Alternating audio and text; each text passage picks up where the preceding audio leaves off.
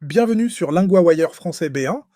Aujourd'hui, nous avons deux histoires, les incendies en Espagne et une décision de justice à Singapour. Pour vous aider à comprendre cet épisode, retrouvez les transcriptions, les traductions en anglais et le vocabulaire expliqué sur linguawire.com.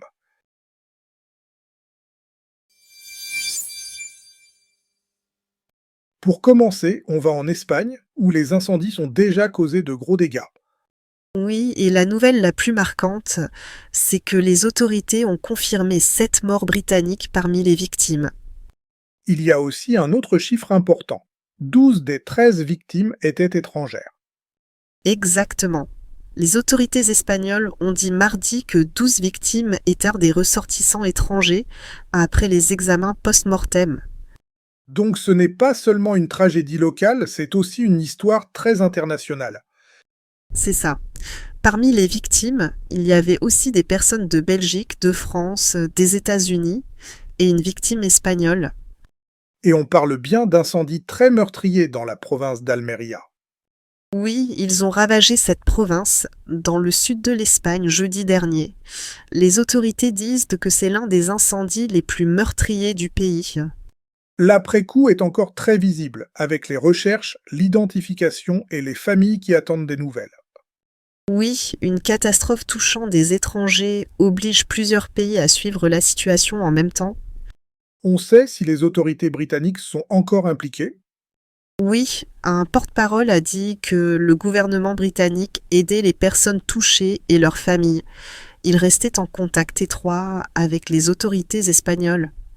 Donc, au-delà du feu lui-même, il y a aussi tout le travail de suivi, d'identification et d'aide aux proches. Exactement. Ce drame est concret. Derrière les chiffres, il y a des personnes, des familles et de lourdes démarches.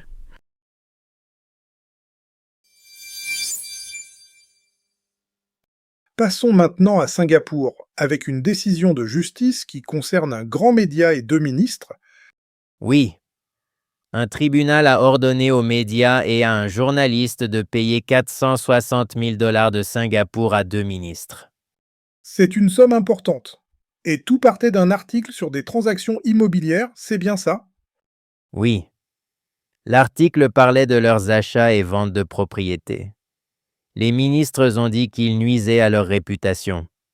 Le point sensible, c'est donc la façon dont l'article pouvait être compris par le lecteur. Exactement. Le juge a dit que le texte entier pouvait suggérer une faute. Il parlait aussi de secret et de blanchiment d'argent. Donc le tribunal n'a pas seulement regardé une phrase isolée, mais le sens global du papier. C'est ça. Et c'est important parce qu'en diffamation, le contexte compte énormément. Ici, le tribunal a considéré que l'ensemble de l'article allait trop loin. Le média, lui, n'était pas d'accord avec cette lecture. Non. Son rédacteur en chef a dit être très déçu, mais l'entreprise respectera bien sûr cette décision. Et il y a eu une autre conséquence concrète après le verdict. Oui, l'article a été retiré du site après la décision, comme le tribunal l'avait ordonné. Ce dossier montre bien la tension entre journalisme d'enquête et risque juridique. Oui, et il rappelle qu'un article peut avoir des effets très forts, même quand une rédaction dit défendre l'intérêt public.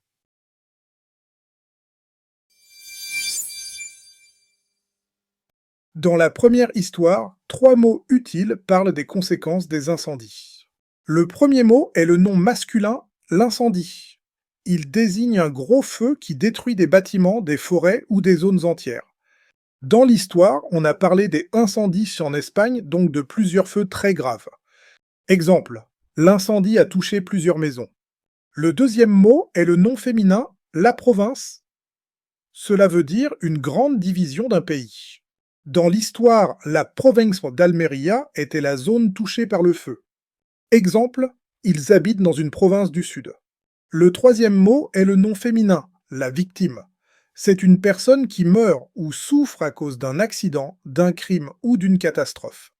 Dans l'histoire, les autorités ont parlé des victimes des incendies. Exemple, les secours ont aidé les victimes rapidement. Partie 2, le verbe restreindre. Il veut dire limiter ou réduire quelque chose. Dans l'histoire, on l'a rencontré dans une autre forme avec l'idée qu'un sens peut être très encadré. Présent. Je restreins, tu restreins, il, elle restreint, nous restreignons, vous restreignez, ils, elles restreignent. Exemple, la pluie a restreint les sorties. Exemple, cette règle restreint les horaires.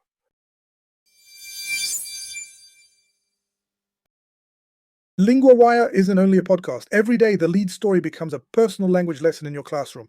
Each lesson covers reading, vocabulary, grammar, writing, and listening, all built from today's real news story. Start today on linguawire.com.